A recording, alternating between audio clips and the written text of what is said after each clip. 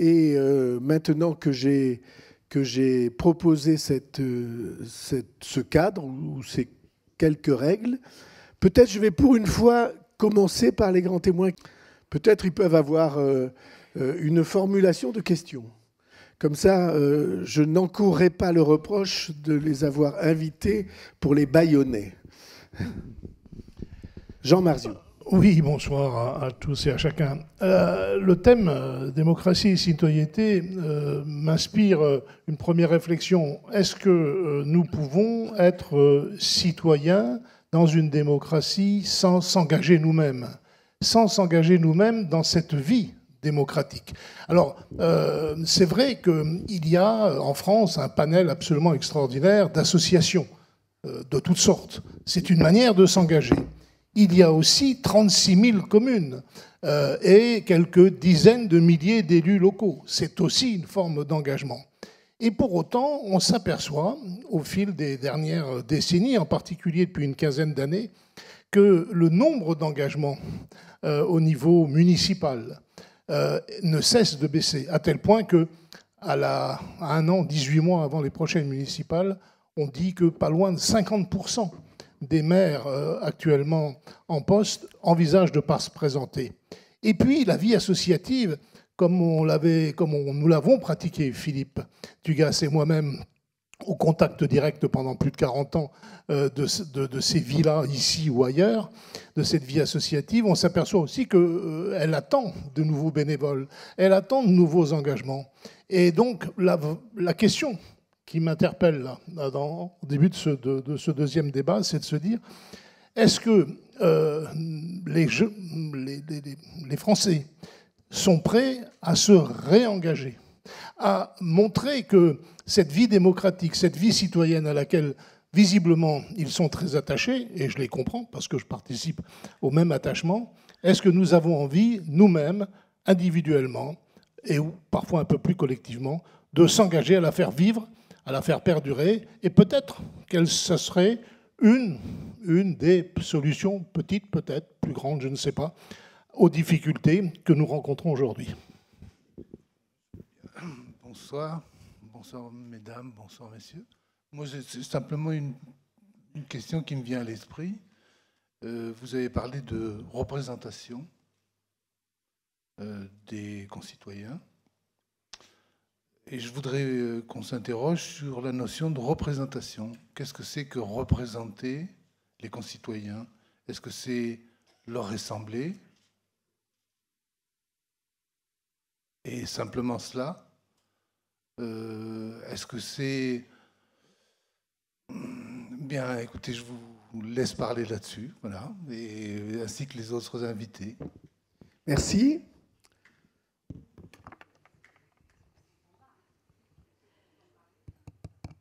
Oui. Vous n'entendez pas, c'est ça? Non, on aimerait bien parler. Comment ils veulent parler, moi? Mais... Je vais donner la parole à la salle, mais la dernière fois, vous m'avez fait le reproche. Peut-être pas vous, si ce n'est toi, c'est donc ton frère. Peut-être pas vous, mais vous m'avez fait le reproche de ne pas avoir fait assez parler ceux qui étaient sur la tribune. Alors j'ai voulu répondre à ce reproche. Mais tiens, je vous donne la parole. Je vous donne la parole. Donc... Attendez, vous allez avoir le micro. Ouais, allez-y. J'y suis. Voilà. Bonsoir, Monsieur Bayrou. Je suis une Française citoyenne en colère. Voilà. En colère. Déjà, le fait de vous voir sur une estrade, déjà, ça me met mal à l'aise. Vous ne pourriez pas vous mettre au niveau du peuple, s'il vous plaît? Déjà, pour commencer. Eh oui, je suis désolée. Je suis désolée. Eh bien oui, allez-y, moi, ça m'est égal. Je dis ce que je pense. Non. Venez. Venez. Non. C'est vous qui m'avez invité. Non, vous n'allez pas... Non, d'abord, je ne vous ai pas invité. Tout le monde est invité ici parce que donc je suis invitée. Tous Merci. nos concitoyens sont invités. Et je vous Moi, invite... ce qui me gêne, c'est de vous voir, j'ai l'impression de voir Maître Corbeau sur un arbre perché, là. En train d'attendre qu'on le flatte. Je suis désolée. Madame, donc, je vous demande... Vous pouvez descendre. Je vous demande de venir sur la tribune. Pas. Ensuite, par rapport au premier débat, je vous demanderai, s'il vous plaît, quand les personnes interviennent, de laisser de côté vos a priori. parce que vous n'avez pas hésité à dire « Oh, vous, je vous connais, parce que vous êtes venu me voir, parce que patin coup fait ». Ça, c'est pas normal qu'on puisse entendre ça. Je ne sais pas, si vous étiez là. Je ne sais pas si vous... Vous voyez, madame, est-ce que je peux vous dire une chose? Vous m'entendez? Vous m'entendez? Très bien. Je trouve que entre citoyens, on ne doit pas se parler comme ça. Excusez-moi de vous dire, je trouve qu'on est réunis tous ensemble. Ici, tout le monde a pris sur son temps, sur son travail, pour venir traiter de sujets profonds. Alors, on peut naturellement s'insulter. Mais moi, j'ai aucune envie de vous insulter. J'aurais envie de vous entendre. Et pour l'instant, je ne vous ai pas entendu. Vous avez protesté, mais je ne vous ai pas entendu. Voilà. Quand je vois quand même que notre président de la République se met à notre niveau, j'aurais aimé que vous fassiez pareil. Mais moi, je veux bien simplement, si je veux voir le fond de la salle, et ceux qui sont là, et ceux qui sont avec moi sur la tribune, mais si vous voulez vraiment que je sois dans la salle, j'ai aucun problème. Voilà, hein, regardez, c'est pas haut, hein, voilà. C'est mieux comme ça. Eh bien, vous voyez, très bien. Monsieur au fond.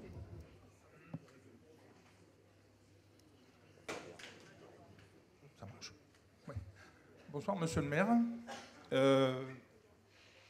Bon, déjà, c'est vrai que par politesse, ça serait bien qu'on s'écoute et qu'on ne s'invective plus. Moi, je suis né il y a très longtemps, j'ai 64 ans, je suis retraité de la fonction publique territoriale en étant passé par la fonction publique d'État. Et j'ai appris avec mes grands-parents et mes parents dire monsieur le Premier ministre ou monsieur le Président de la République ou monsieur le maire. Bon, je voulais revenir sur le précédent débat que l'on a eu sur la représentation des élus et la représentation en général. Moi, je suis pour des élections présidentielles telles qu'elles sont aujourd'hui. C'est des propositions que je fais, hein, que j'ai déjà fait par écrit. Je suis pour la représentation nationale des députés et une représentation d'une chambre haute, si on veut, pour vérification et autres, qui grouperait le Sénat et le Césaire. Parce que, bon, je trouve que ça fait un peu double emploi. Et une force importante, c'est la force de la constitutionnalité, le Conseil constitutionnel. Excusez-moi. Conseil constitutionnel dans lequel je ne suis pas obligé que les anciens présidents soient in facto mis, mais qu'il y ait plus de monde, déjà. Après, je suis pour une élection à la proportionnelle intégrale, avec vote blanc complet. Ça, c'est, on en parle depuis très très longtemps. Mon père, mon grand-père, tout ça, ils parlaient déjà de ça. Donc c'est proportionnel intégral, vote blanc intégral, bien sûr, parce que si on veut faire, il faut compter les votes blancs. Et c'est tout. C'est déjà un peu. Est-ce que vous êtes pour le vote obligatoire? Oui, voilà, oui, complètement. Et le vote obligatoire, maintenant, avec les outils que l'on a, je crois qu'on peut le faire sur 2 ou 3 jours. Avec Internet, on peut très bien le faire. Ça peut être très facile. Et puis les gens qui n'ont pas, on a les bureaux de vote et on a une demi-journée, une journée de congé, comme ça se fait dans d'autres pays. Après, je voudrais revenir sur un problème que l'on a depuis 37 ans. Depuis 37 ans, on a eu la décentralisation. C'est une catastrophe. Moi, je mettais beaucoup de... En 81, le soir du 10 mai 81, j'étais à Paris, j'ai fait la fête toute la nuit. Mais je veux dire, j'ai mis beaucoup d'espoir là-dessus. Et je suis très, très déçu. Très, très déçu parce que ça a été bâclé déjà en 82, 83, ça a été trop vite fait. Et puis là, maintenant, on s'aperçoit, puisque moi j'étais positionné là-dedans, je travaillais à l'État, au ministère de l'Équipement, et après j'ai fini au département. Ça ne me pose pas de problème, ça. Ça ne m'a pas posé de problème. Ce qui m'a posé problème, c'est que, alors là, vous écoutez si vous voulez, vous, messieurs les élus, vous en avez bien profité. Vous avez tout compris à la décentralisation. Vous avez monté des machins, des machines, des communautés de communes, des associations, des agglos, un peu tout, où chacun est président, comme ça fait mieux d'être un peu président de quelque chose. Et je vous en veux beaucoup pour le pays de Béarn, parce que je ne vois pas quoi l'intérêt. Mais bon, Je suis bourguignon. Donc, mais voilà. C'est peut-être pourquoi vous ne voyez pas l'intérêt du pays de Béarn. Parce que nous qui sommes béarnais, nous voyons assez bien l'intérêt du pays de Béarn. Je suis bourguignon et je vois l'intérêt de Bourgogne aussi quand même. Mais voilà, je pense qu'on a un problème de représentation. On a 36 000 communes. Pour moi, il y en a 6 fois trop. Bon, voilà, c'est mon avis. Hein, mais c'est tout, ça n'engage que moi. Je serais pour une représentation communale. Oui, effectivement, il faut, pourquoi 11 ou 12 conseillers municipaux, 2 ou 3 représentants. Et je suis pour la communauté de communes, vraiment la communauté de communes, pour les compétences. Il en va de même pour la région et le département. Ça se monte là-dessus, on ne sait plus où on en est. Les transports, c'est la région, c'est le département. On sait à peu près, moi je suis là-dedans, je connais un peu. Les bâtiments, c'est le collège, c'est ça, le lycée, c'est ça. Et là, on a un problème. Depuis 37 ans, on se mord la queue, on tourne en rond, et il y a quelqu'un qui représente, je crois, le territoire. Et tant qu'on n'aura pas réglé ce problème, on n'y arrivera pas. Ça, est-ce que je peux vous poser une question? Oui. Comment vous faites pour supprimer les communes? Vous dites on en a... Je ne supprime pas les communes. Oh, ben si, vous dites on en a 30 000 de trop. Oui, et bien c'est 6 000 communautés. Comment vous les supprimez? Ben, 6 000 communautés de communes avec des représentants par commune. Donc vous gardez les communes? Oui, bien sûr, oui, oui. Là, j'ai bien dit, hein, je gardais les communes. Attention, hein. Je garde les communes. Hein. Et il y a aussi autre chose. Monsieur Bayrou, il y a autre chose aussi. Je vois que, bon, à quoi sert, excusez-moi, il y a des conseillers départementaux, excusez-moi, monsieur Dupont, à quoi sert un conseiller départemental dans l'agglo de Pau? Alors là, moi j'ai 2 conseillers départementaux, je ne les ai encore pas vus, mais bon, je ne sais pas si vont venir me voir. Mais il va bientôt y avoir des élections départementales. Je ne vois pas l'intérêt, voilà. Hein, bon. Et après, pour finir, je voudrais avoir quand même une... Je vois qu'il y a Josie ici, je ne comprends pas pourquoi les députés de nos circonscriptions reçoivent les maires. Est-ce qu'il n'y a pas aussi les gens, enfin les électeurs moyens? Pourquoi il n'y a pas de réunions? On n'en voit plus de réunions. Si, il va y en avoir d'ici les élections. On ne voit plus de réunions. En tout cas, là, vous en avez une. Là, vous en avez une. Mais pas avec mon conseiller, pas avec mon député. Là, avec vous, oui. Vous, c'est normal, c'est vous qui avez la position de monter, de faire remonter ça à Monsieur le Président du Conseil général. Pardon, Monsieur le Président de la République. Mais si je l'appelle Président du Conseil général, il va être surpris. Bah oui, en plus, c'est le Conseil départemental, en plus. Et bon, une dernière chose, mais je ne sais pas si on peut en parler ce soir. J'avais une dernière chose, mais vraiment quelque chose de précis, parce que la dernière fois, on n'a pas été assez précis, c'est par rapport aux banques. Exemple, un couple, jeune, 37 ans, une fille, lui, intérimaire, elle, profession libérale. Comment ils font? Le banquier lui dit « Bonjour madame, au revoir madame ».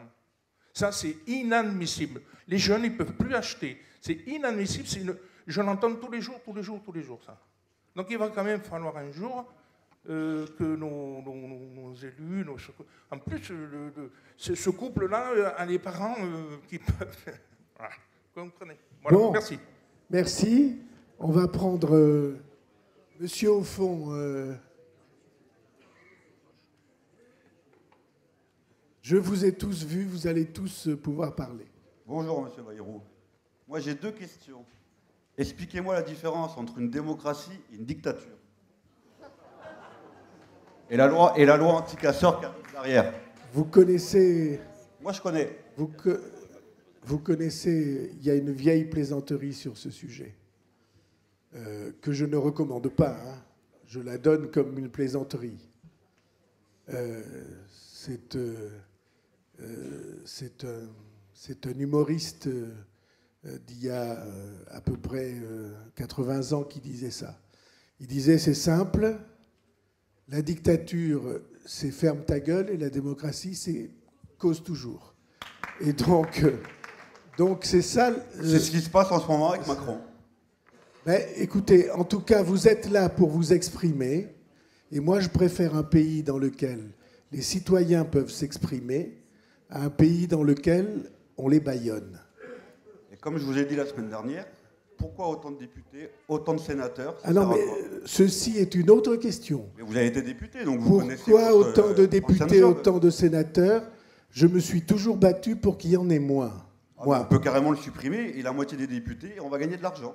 En tout cas, on peut baisser. Et la France tournera toujours autant. On peut baisser. Je vous rappelle que c'était la promesse du programme présidentiel de baisser de 30% le nombre des parlementaires français. Eh bien, elle est où la promesse? Eh bien, on l'a lancé, et puis il y a eu beaucoup de résistance, de réticence. Oui, les avantages sont très bons, les avantages. Ce qui peut se comprendre, mais il y a tout à fait des moyens d'aller jusqu'au bout de cette promesse-là.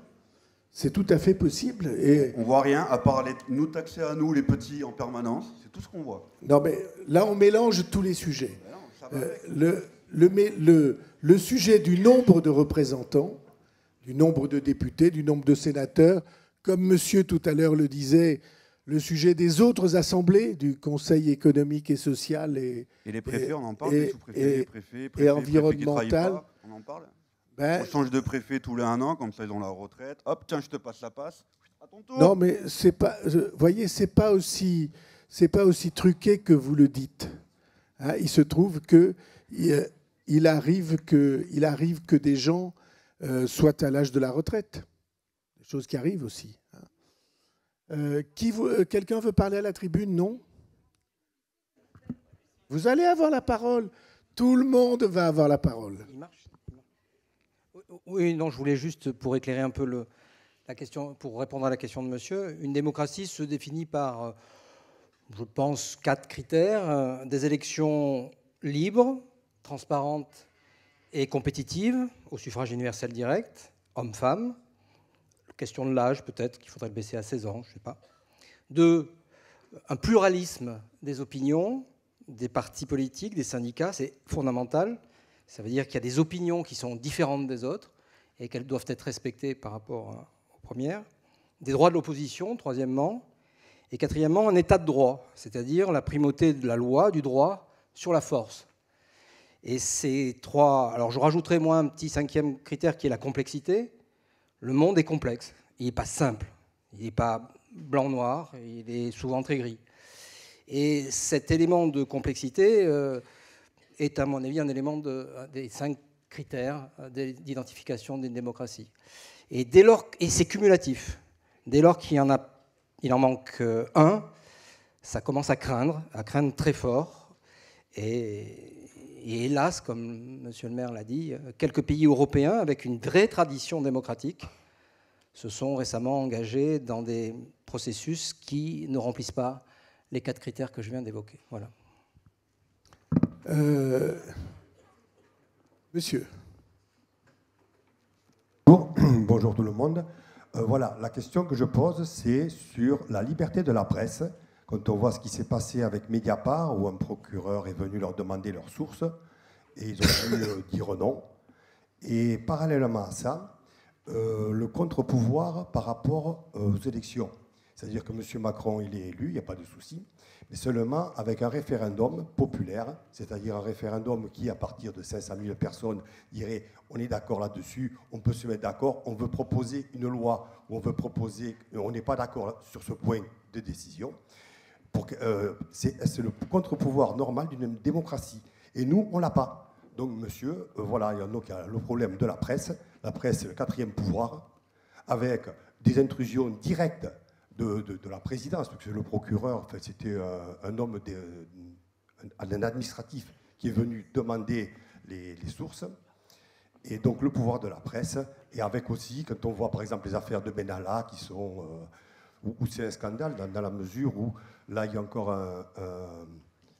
un enregistrement qui montre que Benalla discute avec une personne avec qui il ne devrait normalement pas se voir.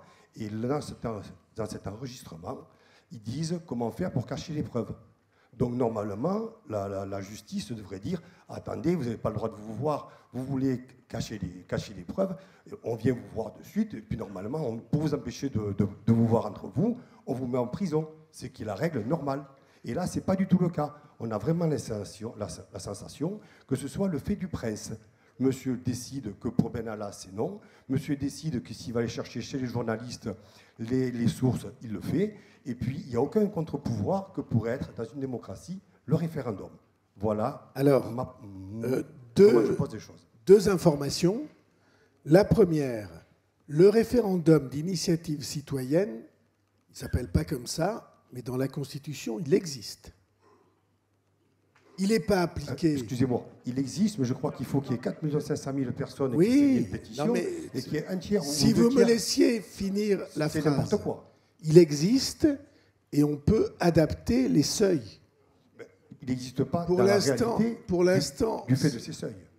Pour l'instant, le seuil est très haut. Il est à 10% des inscrits. 4 500 000 personnes qui doivent signer. Eh bien, c'est ce que je vous donne. Je vous donne raison. Ben voilà, oui. Mais on peut abaisser le seuil. C'est tout à fait possible. Et pourquoi c'est... on ne l'a pas. On ne l'a pas. Donc, on n'a que du... Mais que parce du vent. on est en train de définir ce que ça devrait être. Peut-être à la tribune, certains diront leur avis. Et deuxièmement, je vais donner la parole à Madame Pons, parce qu'il y a une chose que je puis vous affirmer.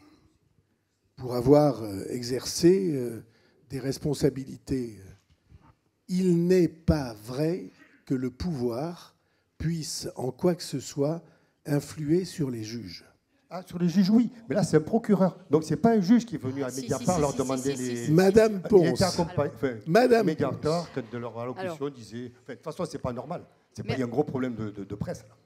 Merci de me donner la parole, parce que dans ce débat, on parle peu de la justice. Or, la justice, elle est rendue au nom du peuple français, donc en votre nom. Comme le disait monsieur le professeur Terner, les lois doivent être appliquées et les juges y sont là pour faire appliquer les lois. Donc moi, dans ce débat, j'aimerais savoir aussi ce que vous attendez de la justice. Moi, je n'ai jamais exercé des fonctions du parquet, de procureur. J'ai été toujours juge du siège. Mais je peux vous dire que dans les fonctions que j'ai exercé en toute indépendance. Et je pense que dans la majorité des affaires, dans notre pays, la justice, elle est indépendante. Voilà. Vous n'y croyez pas, je sais. Vous n'y croyez pas. Oui. Et en fait, c'est ce ressenti-là qui n'est pas bon. Ça veut dire que d'un côté, on voit un représentant de l'État, Benalla en l'occurrence. Benalla n'est pas un représentant. Monsieur Benalla n'est pas un représentant de l'État. Non, je veux dire où c'est quelqu'un qui a travaillé, qui était. Pardon.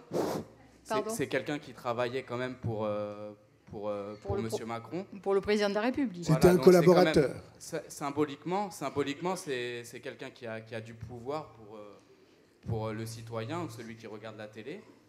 Et on met en parallèle le boxeur. Je ne défends pas son attitude qu'il a eue envers les forces de l'ordre, mais actuellement, il est en prison, cet homme-là. Donc vous dites qu'il y a une différence de traitement. Le 1er mai, il y a eu des images de M. Benalla qui a quand même castagné quelqu'un par terre, quand bien même les causes étaient justifiées. Voilà, il y a deux poids, deux mesures. Vous trouvez qu'il y a deux poids, deux mesures entre certains ouais, la rapidité de jugement, c'est pas que le jugement, c'est la rapidité de jugement dans un cas et dans l'autre. Très bien, voilà. Merci. On va peut-être se déplacer dans ce coin-là.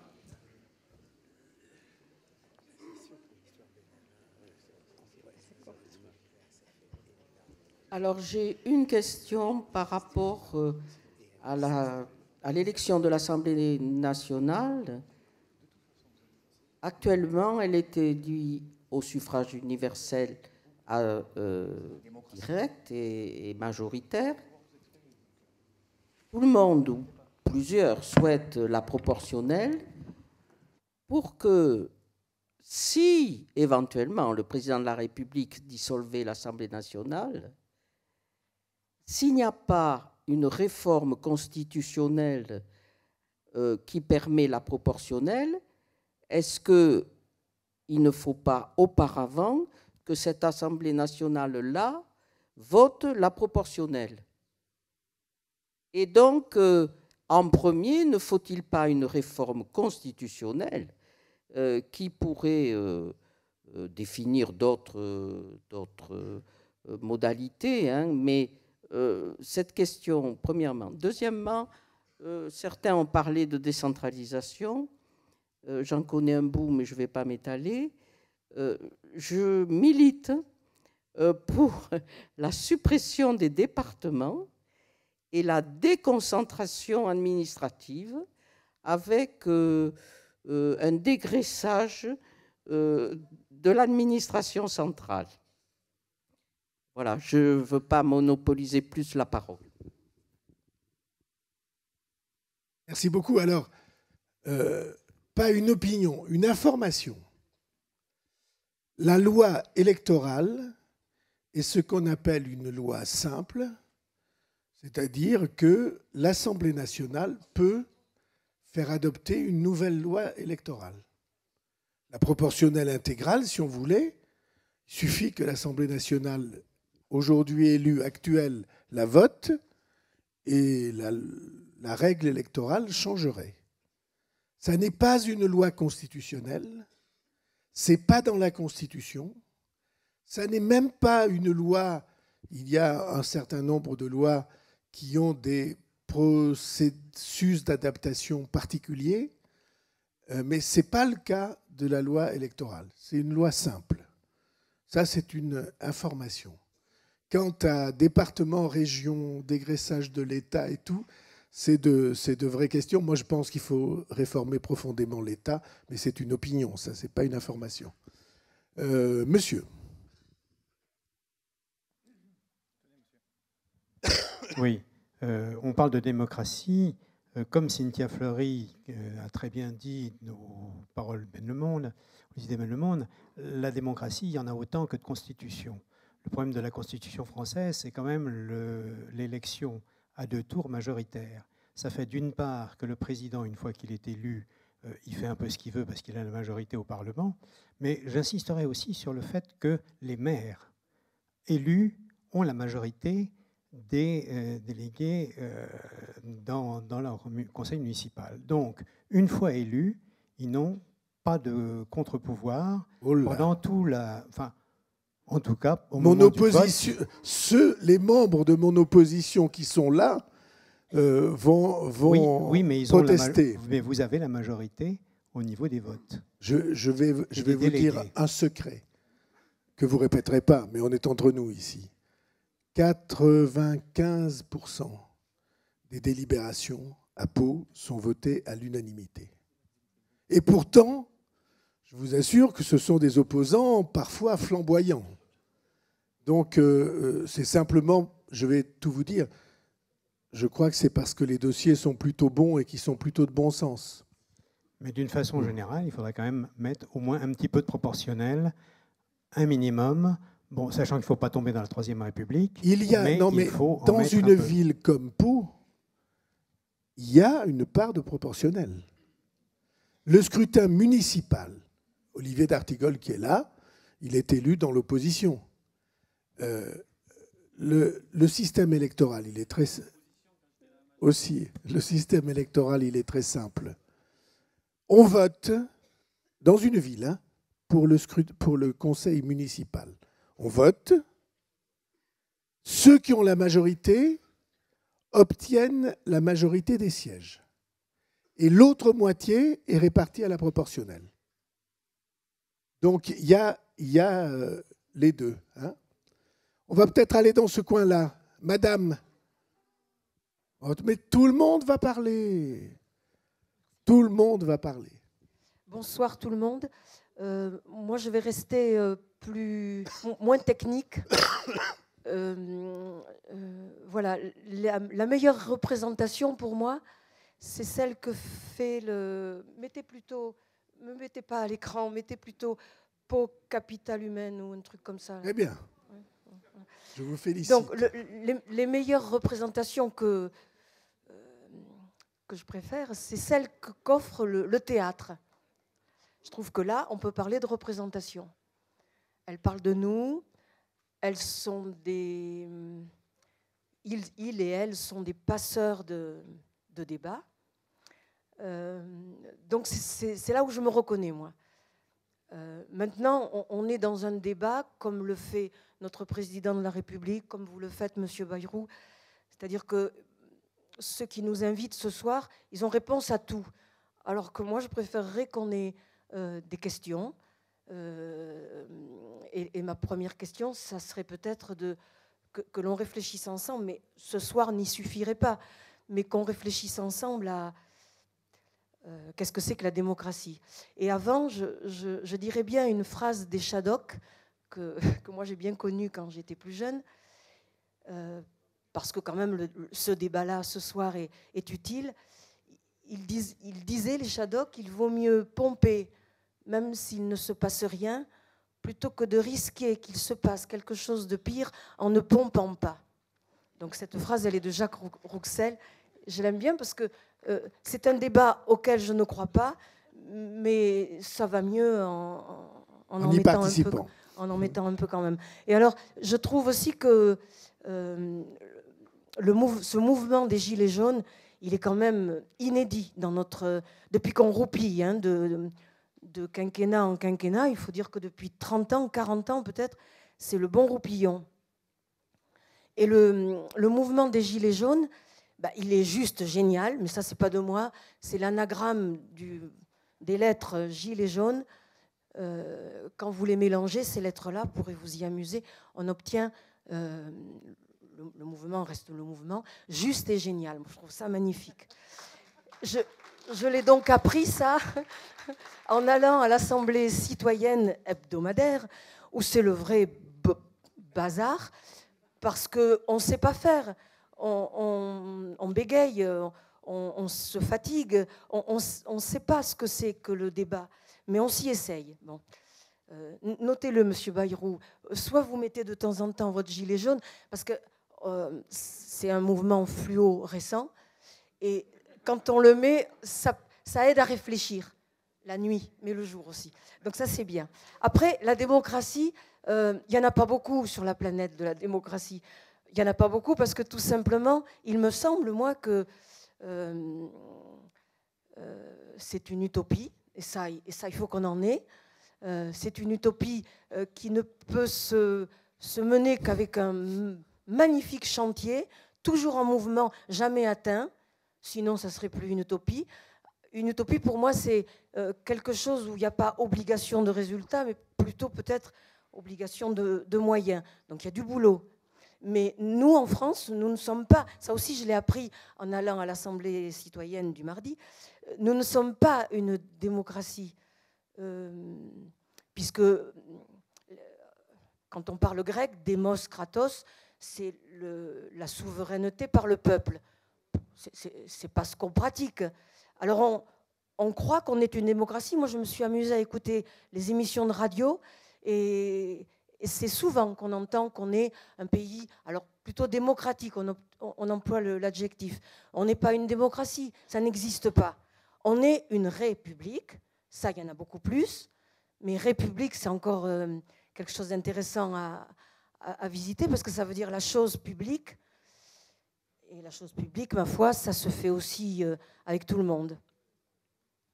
Voilà, alors par contre, il y a des dystopies. Celles-là, elles existent, elles sont réalisées. C'est dommage. Et les utopies, il ne faut surtout pas penser qu'on va les réaliser. Je voudrais finir avec une fable. Celle-là, je l'ai écrite pour pas bégayer. Je vais vous la lire. J'y ai mis j'ai essayé d'y mettre des rimes riches. Ça me plaît, ça. Je trouve que en poésie, les rimes riches, elles sont pour tout le monde. Alors, j'ai oublié d'y mettre un titre, ça pourrait s'appeler, je ne sais pas moi, la cigale et la fourmi, ou bien le loup et l'agneau, ou bien le bon, la brute et le truand. Maître Normaque en son palais perché, oh oui, régnait sur le pays entouré de ses pages.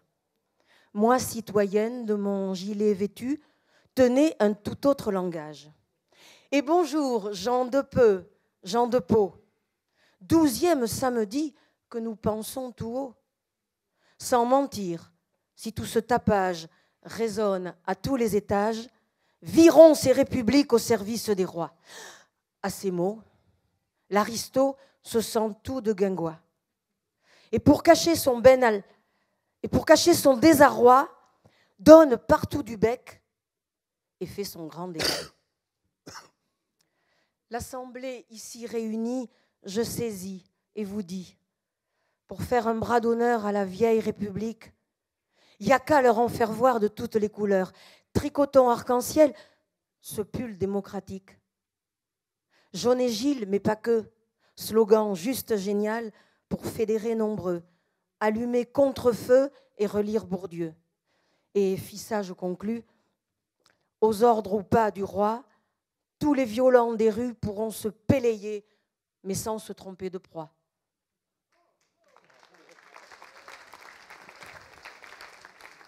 J'ai juste une note de bas de page, je peux la dire?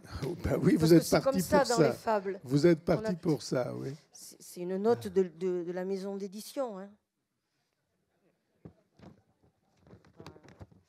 Bon, alors le pull démocratique, oui.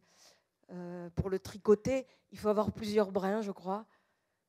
Celui des gilets jaunes, bien sûr, les stylos rouges, les blouses blanches, les bleus de chauffe, les cols verts, enfin je ne crois pas qu'ils aient que le col, les robes noires, les cheveux gris, les femmes et les enfants violets, non, ça c'est pas bien.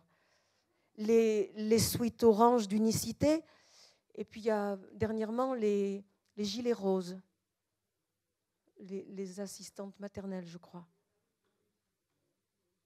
Voilà. C'était la maison d'édition.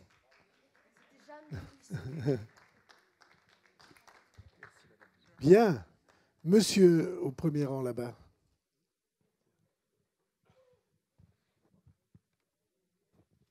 Oui, bonsoir. Moi, je trouve que démocratie et citoyen, ça va bien ensemble. Pour moi, un citoyen, c'est quelqu'un qui s'exprime. Au pire, il vote, ce ne serait pas une mauvaise idée. Mais il y a quand même des choses qui n'ont jamais été faites, il faudrait peut-être les faire un jour. Si on demande à une majorité de citoyens, c'est quoi l'Europe, en quoi l'Europe vous apporte quelque chose tous les jours, on n'est pas sûr de répondre à grand-chose. Et ça, c'est valable, sauf pour les maires où on connaît un peu ce qu'ils font. Pour les autres élections, on ne sait pas vraiment à quoi ça nous sert. Hein. Quand on sait que l'Europe, les paysans, s'ils n'avaient plus d'Europe, ils seraient en train de pleurer. Donc, je pense qu'il faudrait quand même que bon, c'est la question que je pose. Moi, je pense qu'il serait important, on arrive aux élections européennes, qu'il y ait une information qui tombe en nous disant, voilà, l'Europe dans votre vie de tous les jours, à quoi ça sert, qu'est-ce que ça vous apporte, qu'est-ce que ça apporte à une ville comme Pau, qu'est-ce que ça apporte au département. Je pense que c'est important. Parce que ça, c'est pour les élections européennes. C'est bon aussi pour les conseils généraux, pour les conseils départementaux. Pour beaucoup, si on va voter, on ne sait pas vraiment pour qui on vote. Et à chaque élection, il faudrait prendre même un recto verso, ça suffit. Il faut qu'on comprenne, moi je suis demandeur qu'il y ait une information systématiquement qui soit faite à tous les électeurs. Parce que plus il y aura de votants, mieux ça ira. Et qu'on donne la parole aussi au corps intermédiaire, parce que ça fait 18 mois qu'on ne leur parle plus. Merci. On va changer de bord et on va passer au monsieur en pull gris là-bas. Devant toi, devant toi. Bonjour messieurs, dames, bonjour monsieur Bayrou. Moi j'ai une question au niveau de la démocratie. Je pense que si nos élus, qui sont tout à fait en haut, appliquaient plus souvent le principe de subsidiarité, c'est-à-dire de laisser aux gens qui sont près des choses décider de ces choses, je pense que ça donnerait beaucoup de respiration à notre démocratie. En même temps, ça aurait 3 avantages. Le premier, c'est que ça donnerait un peu plus d'implication des gens qui sont sur le terrain. Et je rejoins ce que vous disiez tout à l'heure, avec la perte de bénévoles et la perte d'engagement, ces gens-là, se sentant plus mis en considération, seraient certainement un peu plus motivés pour s'engager. Le deuxième avantage, c'est que les décisions prises seraient certainement beaucoup plus pertinentes. Et le troisième avantage serait que les hommes politiques qui sont en haut seraient un peu déchargés de prendre des décisions, toujours des décisions. C'est-à-dire qu'au lieu de décider tout sur tout et de tout, ils pourraient aussi déléguer ces décisions au plus près des citoyens. Et pour ça, je pense que la régionalisation pourrait certainement apporter beaucoup. Notre régionalisation qu'on a mis en place pourrait certainement apporter beaucoup. Regardez ce qui se passe dans certains pays étrangers où les lands sont beaucoup plus puissants et comment ça fonctionne. C'était ma première remarque sur la démocratie. La deuxième, c'est sur l'information. Et pour moi, l'information, il y a aussi dans le mot information, il y a le mot formation. Et aujourd'hui, je trouve que nos médias, les grands médias tout au moins, parfois, ceux qui occupent le grand espace, ils font bien leur travail, oui. Mais parfois, ils cherchent un peu le scoop.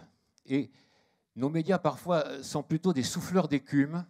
Ils soufflent sur l'écume des choses, ou alors ils lancent des polémiques et ils activent des polémiques, et on passe beaucoup de temps sur ces choses-là, alors que nos médias devraient nous former, au contraire. Nous, les citoyens, on devrait être beaucoup plus formés. Et comme disait monsieur tout à l'heure, sur l'Europe, par exemple, quels sont les médias qui nous forment sur l'Europe, qui nous disent qu'est-ce que nous apporte l'Europe, qu'est-ce que c'est que l'Europe? Et on aurait besoin quand même de beaucoup plus d'informations rationnelles, dépassionnées et factuelles sur ces choses-là. Et ça, je pense que c'est un grand manque que nous avons, nous, au niveau de notre pays.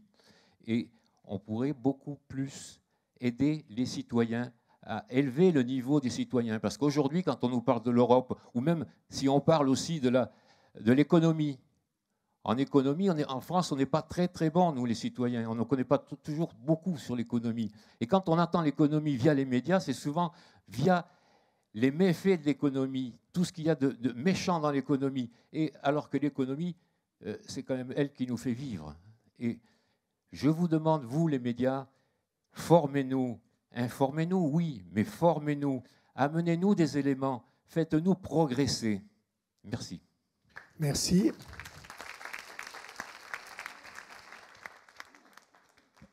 Une jeune femme au premier rang.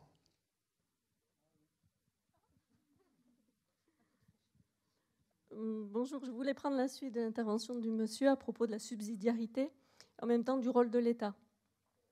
Peut-être on peut expliquer en 2 phrases ce que ce mot tellement compliqué, subsidiarité, veut dire. C'est un principe, c'est un mot de philosophie, c'est un principe qui dit quelque chose de très simple. Il faut que toutes les décisions à prendre soient prises au niveau le plus proche possible. Je vais prendre un exemple.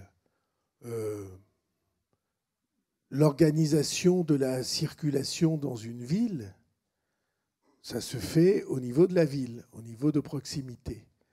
C'est évident que construire un pont, ça coûte tellement cher, ça doit se faire au niveau supérieur. Et organiser système d'autoroute, ça ne peut se faire encore qu'au niveau supérieur. Donc c'est un mot qui veut dire le plus près, c'est le mieux quand c'est possible. Voilà, c'était juste une explication. Mais en plus, moi, je crois que c'est un sujet fondamental. Allez-y. Merci de vos précisions. Et donc, je me placerai plutôt sur le versant de la citoyenneté. Je travaille en tant que psychologue dans le médico-social et dans le domaine de la santé également. Donc, j'accompagne des personnes qui sont en situation, des jeunes personnes en situation d'invalidité, donc souvent dans la précarité, mais également des personnes âgées et dépendantes. Donc, je peux constater qu'il y a souvent un réseau familial autour qui assure tout un travail gratuit, fondamental, au service des personnes, mais de toute la société finalement. Et donc, comment assurer le soutien de ces personnes-là ? Et en même temps, il y a beaucoup de personnes qui n'auront pas ce réseau-là de proximité. Et donc, comment la société elle, va assurer cette solidarité pour ces personnes qui sont à domicile ou en EHPAD, en permettant un accompagnement digne, alors à la fois dans des moyens financiers d'accompagnement, et donc là, ça sera du rôle de l'État et de certains financements, du rôle du département, d'assurer cet accompagnement, cette solidarité, mais également comment les sortir de la solitude et du poids qu'elles peuvent avoir, de l'image qu'elles peuvent avoir d'être un poids ou d'être un fardeau. Et donc c'est là où je rejoins le rôle de chacun, de chaque citoyen, d'assurer cet entourage autour de ces personnes, mais qui dépendront d'initiatives ou d'idées peut-être plus générales, par créer des liens intergénérationnels, permettre que les EHPAD soient plus insérés socialement et culturellement. Voilà. Comment il y a tout un lien entre chaque citoyen qui prendra l'initiative d'être présent pour l'autre, mais également une organisation territoriale d'État pour permettre toutes ces choses-là. Il faut vraiment un lien entre les citoyens et l'État. Et pour assurer les droits de chaque citoyen à une vie digne et de ne pas être isolé, ça va jusqu'à la fin de vie. Et alors là, par rapport plus à mes préoccupations de professionnels, sur les soins palliatifs. Vraiment, le plan de développement des soins palliatifs a été très efficace et très bénéfique. Il faut pouvoir vraiment assurer une pérennité, sans oublier qu'il y a beaucoup de bénévoles qui interviennent, donc des gens qui, en tant que citoyens, accompagnent des personnes en fin de vie. Mais il faut vraiment un engagement de l'État pour assurer cette pérennité et le développement des soins palliatifs réellement pour l'ensemble des citoyens, pour que tous les citoyens et toutes les familles aient ce droit d'être accompagnés en fin de vie. Voilà, je vous remercie. Merci beaucoup. Alors, comme vous voyez, je m'efforce de voyager d'un quartier de la salle à l'autre et même d'un genre féminin ou masculin à l'autre. Le monsieur avec le blouson rouille.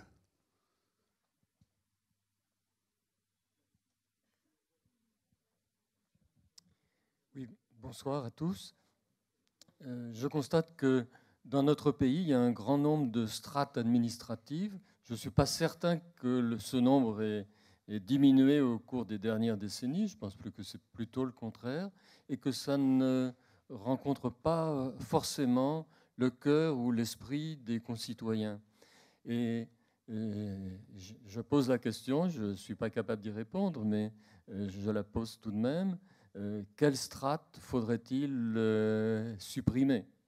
Et en annexe de cette question, je me demande si les régions qui, justement, bien souvent, ne sont pas vraiment dans le cœur des citoyens, sauf dans certaines exceptions, en Bretagne par exemple, et bien si les régions pourraient jouer un rôle en étant le lieu où se ferait le partage des députés à la proportionnelle. Parce que ça ne peut pas se faire au niveau du département, c'est clair. Au niveau national, ça peut se faire, mais il n'y aurait pas d'ancrage local. Peut-être que cet échelon intermédiaire qui a été créé, parfois de toutes pièces, pourrait être un peu plus vivant s'il y avait un intérêt des citoyens, voilà, et des débats. Merci. Alors, je consulte l'Assemblée sur un point. Quand j'ai pensé à l'organisation de ce soir, je me suis dit qu'on allait essayer de regrouper les sujets pour que les questions portent sur le même objet. Est-ce que vous voulez qu'on essaye? Alors, monsieur vient d'ouvrir le sujet des collectivités locales. Qui veut parler sur les collectivités locales? Non mais... vous êtes gentil, mais...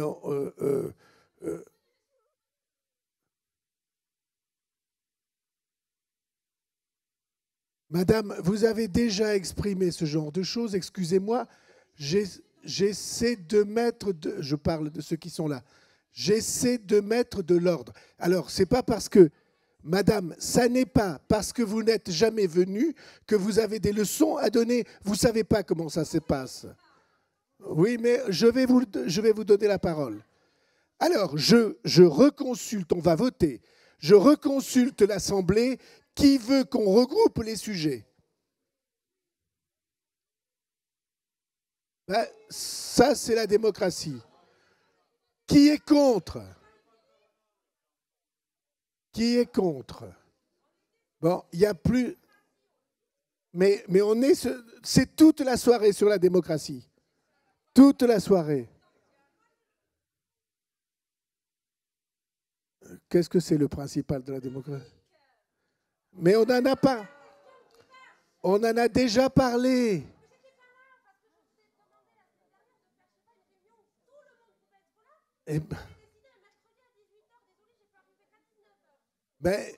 Excusez-moi, on a déjà parlé de votre référendum. On va en reparler. Autant que vous voulez, je vais vous donner la parole. Mais je vous propose alors qu'on regroupe les questions autour du référendum, puis on reviendra aux collectivités locales. Simplement pour ne pas aller d'un sujet à l'autre et balancer sans ordre. Voilà. Alors, voulez-vous, vous qui n'étiez pas là, revenir sur le sujet du référendum? Bien sûr, mais moi je pense que c'est la principale chose de la démocratie. Ce RIC, il vous fait très très peur, ce RIC. Hein. Ah si, il fait très très très peur à nos politiciens, ce RIC. Je crois que vous voyez...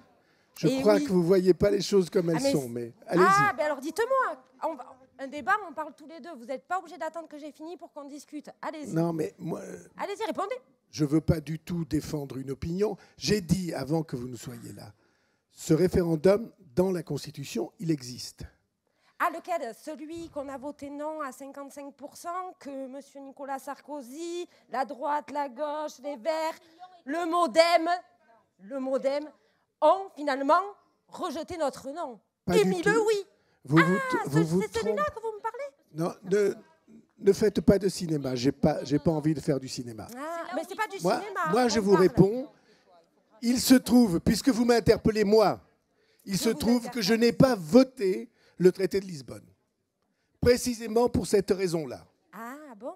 J'étais à l'Assemblée, j'ai refusé de le voter parce que moi, j'étais contre qu'on passe le traité et mon opinion était, il y a eu un référendum qui a dit non, si on veut le changer, il faut un autre référendum. Et si vous avez suivi l'actualité de cette époque, puisqu'il y avait une élection présidentielle, c'était la position que je défendais, moi, et je n'ai pas voté le traité de Lisbonne. Vous voyez, et le MoDem? Et le MoDem, c'est moi, le MoDem, à l'époque, puisque c'est moi qui l'ai créé. C'est moi qui l'ai créé. Vous voyez, c'est bête, hein? C'est bête.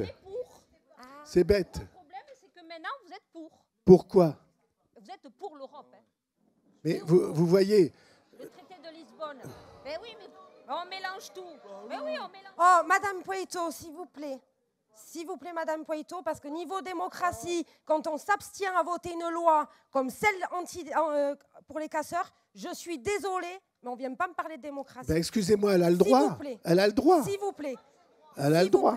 Bon. Surtout pas. Surtout pas. Après, on va passer là-bas d'abord. Hein? Eh bien, ça fait 2 fois que vous venez, vous allez avoir la parole. Non, excusez-moi, parce que moi, je me permets quand même de prendre la parole. Moi, je me permets ce soir d'être là, parce qu'on se permet d'enlever des enfants sans aucun délit pénal. Et je tiens à ce que ça soit justement à l'ordre du débat national, sans aucun délit pénal, avec la complicité des mairies, conseil général, conseil départemental, et qu'on se permette de tolérer en France les propos de Madame Schiappa sur l'abaissement du consentement de l'âge sexuel. Moi, franchement, je vous dire, à votre place, j'aurais honte. Parce que faire une loi pour permettre le viol de mineurs, parce que moi, je veux vous dire, moi, c'est que quand on se permet d'enlever des enfants, les gens qui n'ont pas de délits pénaux, qui se font agresser dans les foyers de l'enfance, qui reçoivent des subventions et tout, conseil général et conseils départementaux, parce qu'ils sont bien au courant. Moi, je trouve ça honteux. Ouais, voilà. Et moi, je veux dire, je vais même rajouter, monsieur Bayrou, que moi, tout ça parce que j'ai le malheur d'être handicapé, monsieur. Ça fait 10 ans que j'entends un HLM. Il y a des gens qui ont fait même pas 2 ans que les HLM. Et quand c'est permis, parce que j'ouvrais ma gueule, de placer mes enfants sans aucun délit pénal et qu'on tolère les propos et tout ça, les lois de Mme Schiappa, hein? Franchement, il y a de quoi avoir honte d'être français. Et moi, je dis ça honnêtement pour protéger, sauver tous nos enfants en France et tous nos mineurs, parce que je trouve ça inadmissible de permettre qu'un gouvernement français se permette d'accepter les abus sexuels sur mineurs.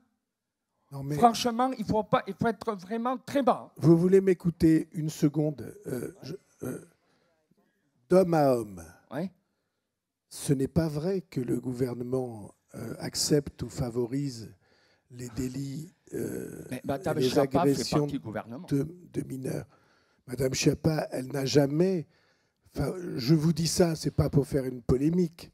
Ouais. Je vous dis ça pour qu'on ait une conversation d'homme à homme et de père de famille à père de famille. Ouais. Hein? Jamais, ni de près ni de loin, le gouvernement, ni aucun ministre, ni Madame Schiappa pas plus qu'une autre, n'a jamais ni toléré, ni excusé, ni favorisé ce type de pratique. Ah bon? Ce type de conduite. C'est pas ce qu'on a vu, hein, quand même. Mais il y a des gens qui... Vous savez, on vit dans un monde dans lequel il y a des rumeurs qui tout le temps courent et qui sont fausses. Ah, oui. Moi, je vous le dis, comme un père de famille et comme quelqu'un qui connaît un peu le gouvernement. Alors moi, personne, je vous le dis, les yeux dans les yeux et la main dans la main, personne n'a jamais, au gouvernement ou dans aucun gouvernement, personne, ni celui-ci ni les précédents, n'a ni excusé des délits de cet ordre, ni favorisé des délits de cet ordre. Quand on voit ce que Mme Schiappa a quand même osé dire quand même à l'Assemblée, alors qu'elle soit condamnée, M. Bayrou. Moi, je ne suis pas à l'Assemblée, je ne crois pas qu'il y ait... Et qu'on place les enfants comme ça, sans condamnation pénale, et sans aucun délit pénal, et qu'ils se fassent agresser dans les foyers de votre ville, M. Bayrou. Hein? Moi, je trouve ça inadmissible, monsieur, la complicité conseil général et départementale. Alors moi, j'aimerais bien aujourd'hui qu'il y ait des instances qui se permettent quand même de se pencher sur ce cas-là, et qu'on arrête de briser des enfants comme ça en les plaçant n'importe comment dans des foyers ou familles d'accueil. Voilà ce que j'ai à vous dire, monsieur. Parce qu'on a beau fermer les yeux, et j'aimerais bien que ça fasse partie du débat national, parce qu'on a beau fermer les yeux, monsieur Bayrou, hein, mais il faut être franchement pire que minable. Voilà ce que j'ai à vous dire.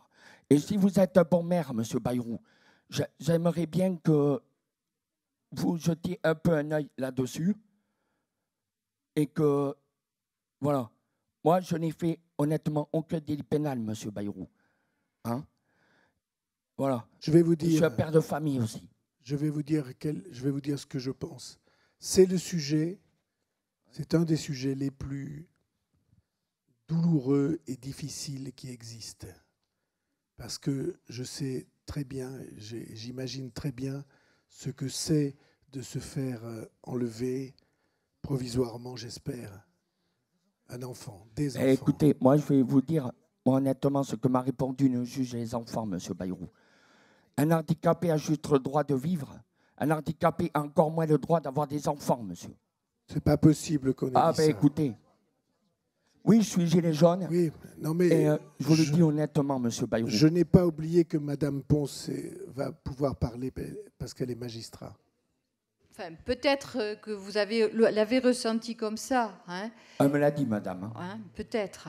Mais je peux vous dire que c'est une décision très difficile à prendre hein, quand on doit placer les enfants, qu'on essaie d'avoir l'accord des parents. Si on le fait, c'est dans l'intérêt de l'enfant, uniquement dans l'intérêt de l'enfant. Ce n'est pas pour punir les parents. Hein. C'est pas pour punir les parents, c'est pour les aider dans l'éducation de leur enfant. C'est simplement pour les aider. Hein. Alors, moi, vous avez peut-être une curieuse manière d'aider les enfants, madame, ou les parents. Parce que quand ma fille, 4 ans, s'est retrouvée... parce que ma compagne a dû aller aux urgences parce qu'elle était enceinte deuxième, qu'elle était au foyer de l'enfance, à Lons. Hein. Elle a dû aller en urgence à la maternité. Ma fille de 4 ans s'est retrouvée touchée par un éducateur et par un veilleur de nuit. Depuis, ma fille est traumatisée, madame. Voilà la vérité, madame. Et je trouve ça honteux. Et c'est vraiment grave que je doive être à la télé, madame, pour, sur un débat national, pour dire ce que j'ai à dire, madame. Vous n'avez aucun délit pénal, sauf des difficultés qui...